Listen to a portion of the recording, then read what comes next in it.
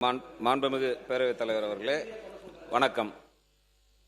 ஆங்கிலத்தில் பொதுவாக small is beautiful என்று சொல்வார்கள்.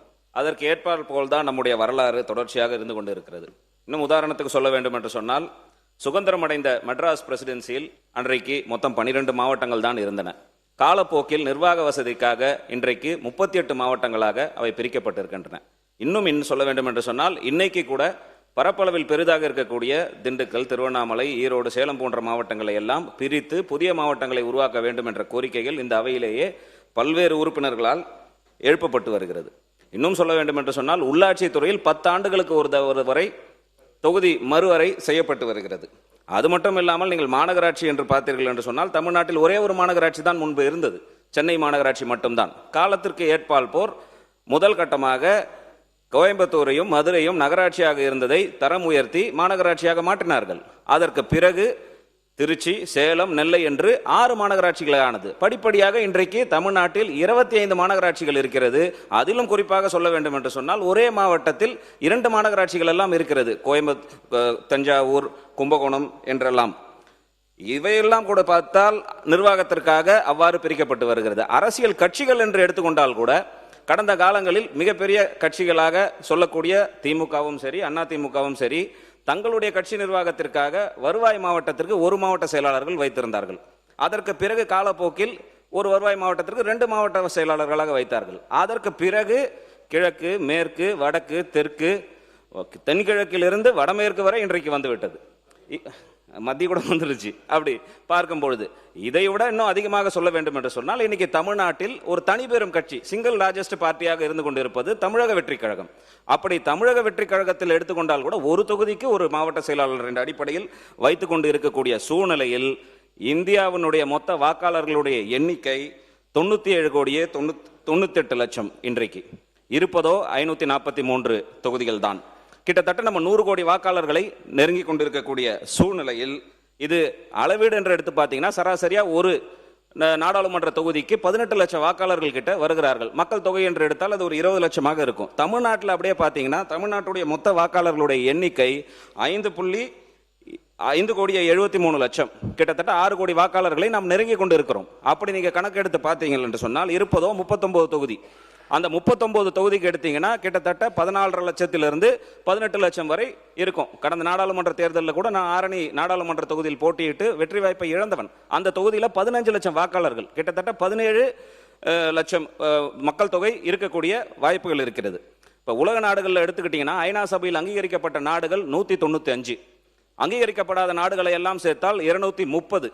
இப்படி நீங்க அந்த நாட்டுகளுடைய மக்கள் தொகையும் நம்முடைய தொகுதியினுடைய வாக்காளர்களின் எண்ணிக்கையும் கணக்கிட்டாலே கூட ஆரணி நாடாளுமன்ற தொகுதி 43வது பெரிய நாடிற்கு சமமாக இருந்து கொண்டிருக்கும். உதாரணத்துக்கு சொல்ல வேண்டும் என்று சொன்னால், Iceland, Maldives, Brunei, Malta, Cyprus போன்ற நாடுகளின் மக்கள் தொகையை விட ஒரு நாடாளுமன்ற தொகுதியினுடைய வாக்காளர்கள் மிக அதிகமாக இருந்து கொண்டிருக்கக்கூடிய சூழ்நிலை இன்னைக்கு இருந்து கொண்டிருக்கிறது. இதையெல்லாம் கருத்தில் வைத்து கடந்த காலங்களில் இந்த தீர்மானத்தை, இந்த ஒரு சட்ட முன்வடிவை மத்திய அரசாங்கம் கொண்டு வந்த முயற்சித்த பொழுது அன்றைக்கு ஆளுங்கட்சியாக இருந்த திமுக 5/3/2025 ஆண்டு ஒரு அனைத்து கட்சி கூட்டத்தை கூட்டினார்கள். அந்த கூட்டத்தில் திமுக பங்கேற்றது, அதிமுக பங்கேற்றது, பாட்டாளி மக்கள் கட்சியின் சார்பாக பாட்டாளி மக்கள் கட்சியினுடைய தலைவர் மருத்துவர் அன்புமணி ராமதாஸ் பங்கேற்றார், தமிழக வெற்றி கழகமும் பங்கேற்றது. தமிழக வெற்றி கழகத்தின் சார்பாக அப்போதைய பொதுச் செயலாளர் மரியாதைக்குரிய மாண்புமிகு நீர்வளத்துறை அமைச்சர் மரியாதைக்குரிய அண்ணன் என் ஆனந்த் அவர்கள் அந்த கூட்டத்தில் கலந்து கொண்டார்கள். காங்கிரஸ் கட்சியின் சார்பாக தற்போது இருக்கக்கூடிய அமைச்சர் மதிப்புக்கும் மரியாதைக்குரிய மாண்புமிகு அமைச்சர் ராஜேஷ் அவர்கள் கலந்து கொண்டார்கள். அதேபோல் காங்கிரஸ் கட்சியினுடைய தலைவர் செல்வ பெருந்தகை அவர்கள் கலந்து கொண்டார்கள். விடுதலை சிறுத்தைகள் கட்சி என்று நீங்கள் எடுத்துக்கொண்டால் அதனுடைய பொதுச் செயலாளர் மதிப்புக்கும் மரியாதைக்குரிய அண்ணன் தொல் திருமாவளவன் அவர்கள் அந்த கூட்டத்தில் பங்கேற்றார். அவருடைய நாடாளுமன்ற உறுப்பினர் மரியாதைக்குரிய ரவிக்குமார் அவர்களும் பங்கேற்றார்கள். மதிமுக சார்பில் அதனுடைய பொதுச் செயலாளர் வைகோ அவர்கள் பங்கேற்றார்.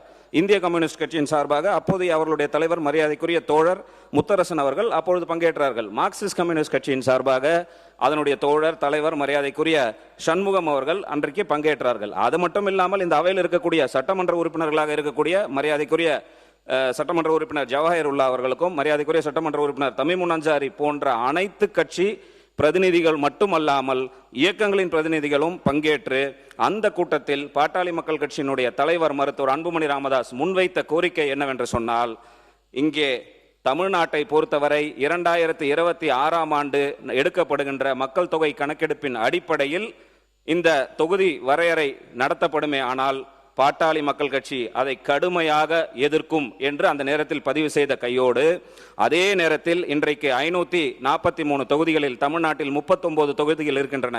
விகிதாச்சார அடிப்படையில் எடுத்துக்கொண்டால் இது 7.18 வருகிறது. இந்த 7.18 விகிதாச்சார அடிப்படைக்கு குறையாமல் இந்த தீர்மானத்தை தொகுதி மறுவரையை ஒன்றிய அரசு செய்யுமே ஆனால் அந்த தீர்மானத்தை பாட்டாளி மக்கள் கட்சி வரவேற்கும் என்று அன்றைக்கு அந்த கூட்டத்தில் பதிய வைக்கப்பட்டது.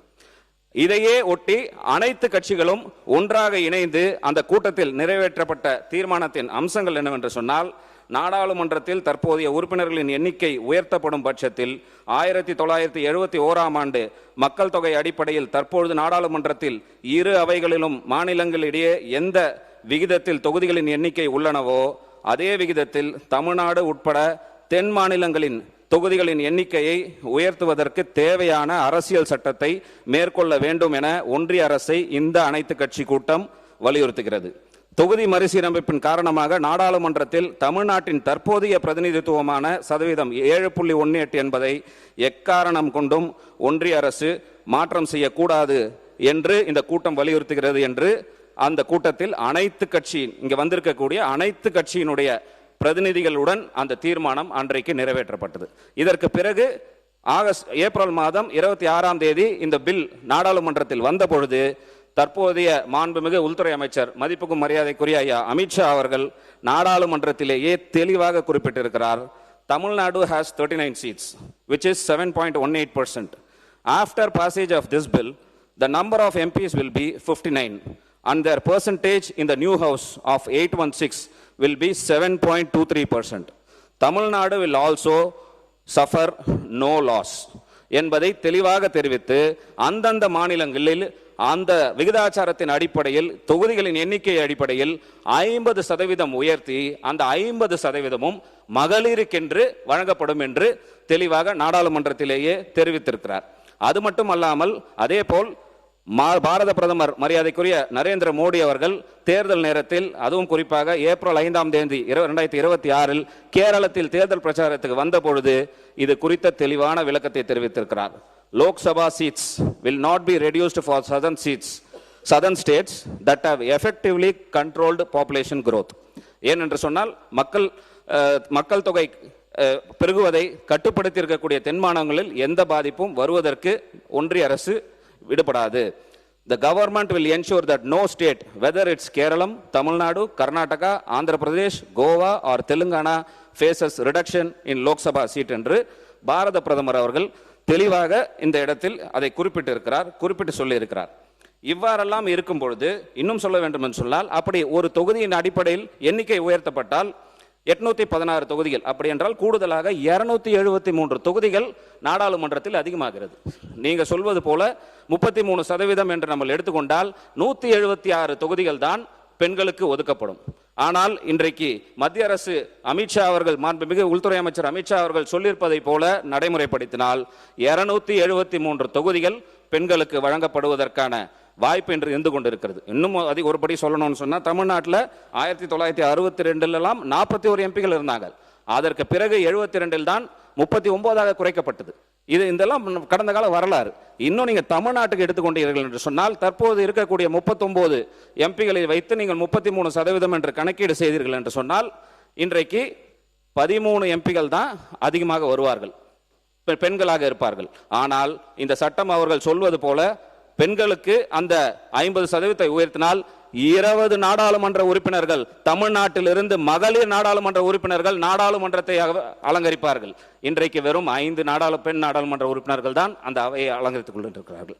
அது மட்டுமல்ல, நம்முடைய சட்டமன்றம் எடுத்துக்கொண்டால் கூட மாண்புமிகு முதலமைச்சர் அவர்கள் சொன்னது போல 234 தொகுதி இப்ப இருக்கின்ற வகையிலேயே நீங்கள் 33% மசோதாவை நிறைவேற்றினீர்கள் என்று சொன்னால் கூடுதலாக இன்றைக்கு உறுப்பினர் முடிச்சிருக்கு. இன்னைக்கு 33% சொன்னீங்கன்னா 77 பெண் சட்டமன்ற உறுப்பினர்கள் தான் இந்த அவைக்கு கிடைப்பார்கள்.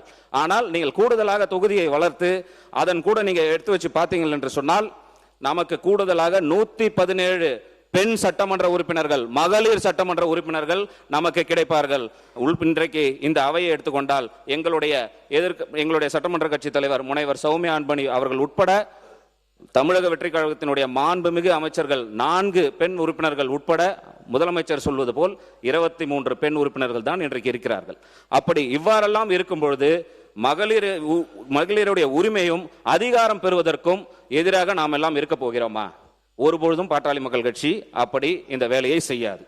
ஒருபொழுதும் பாட்டாளி மக்கள் கட்சி இப்படி செய்யாது. மேலும் சொல்ல வேண்டும் என்று சொன்னால், எனக்கு முன்னால் சொன்னது போல இது குறித்த எந்த சட்ட முன்வடிவோ அதிகாரப்பூர்வ அறிவிப்போ இதுவரை வெளிவரப்படவில்லை. எந்த நாடாளுமன்ற உறுப்பினருக்கும் கொடுக்கல. நேத்திய இந்த சட்டமன்ற நிகழ்வுல கூட மாண்புமிகு வேப்பநாளி சட்டமன்ற உறுப்பினர் ஒசூர் விமான நிலையம் குறித்து கேட்டபோது மாண்புமிகு தொழில்துறை அமைச்சர் அவர்கள் தெளிவா சொன்னாங்க, ஆதாரம் இருந்தா கொடுங்க, ஆதாரத்தை வைத்து பேசுவோம், வாய் வழி செய்தியெல்லாம் வைத்து பேசுவது முறையாக இருக்காது என்று மாண்புமிகு தொழில்துறை அமைச்சர் இதே அவையில் பதில் சொன்னார். ஆனால் இன்னைக்கு செவி வழி செய்தியை வைத்து ஒரு தீர்மானத்தை நாம் இங்கே கொண்டு வந்திருக்கிறோம் என்பதை நாம் கருத்தில் கொள்ள வேண்டும். இவ்வளவு பெரிய தொகுதியை ஒரு நாடாளுமன்ற உறுப்பினராக நிர்வகிப்பது வாய்ப்பே கிடையாது. எனவே இன்றைக்கு இந்த சட்டம் வருமா வராதா என்றெல்லாம் இருக்கக்கூடிய சூழ்நிலையில் இந்த நேரத்தில் இந்த சட்டம் கொண்டு வருவதற்கான அவசியம் என்ன இருக்கிறது? எனவே மாண்புமிகு முதலமைச்சர் அவர்கள் உடனடியாக இந்த தீர்மானத்தை திரும்ப பெற வேண்டும் என்று பாட்டாளி மக்கள் கட்சியின் சார்பாக கேட்டுக்கொள்கிறோம். ஏன் என்று சொன்னால், நடந்து முடிந்த அனைத்து கட்சி கூட்டத்தில் நம்முடைய கட்சி உட்பட அனைத்து கட்சியும் சேர்ந்துதான் இந்த தீர்மானத்தை நிறைவேற்றிருக்கிறோம்.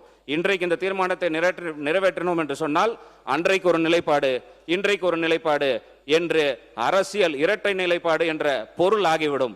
மேலும் இத்தீர்மானத்தை நிறைவேற்றுகிறீர்கள் என்று சொன்னால் இதில் ஒருமனதாக என்ற வாக்கியத்தை நீக்க வேண்டும் என்று தெரிவித்துக் கொண்டு, ஏனென்றால் பாட்டாளி மக்கள் கட்சி நீங்க உங்க கருத்தை மட்டும் சொல்லி முடியும். எந்த வாக்கியத்தை போட்டு நிறைவேற்றுவதை பற்றி நான் முடிவெடுப்பேன். ஏன் அந்த ஒருமனதாக என்ற வார்த்தை அந்த தீர்மானத்தில் இருக்க வேண்டாம் என்று நாங்கள் கேட்டுக்கொள்வதற்கு காரணம், இந்த தீர்மானத்தை பாட்டாளி மக்கள் கட்சி பெண்களின் உரிமைக்காகவும் அவர்கள் அரசியல் அதிகாரம் பெறுவதற்கும் எதிராக நாங்கள் பார்க்கின்ற காரணத்தினால் இந்த தீர்மானத்தை நாங்கள் ஆதரிக்கவில்லை என்று கூறி அமர்கிறேன். நன்றி.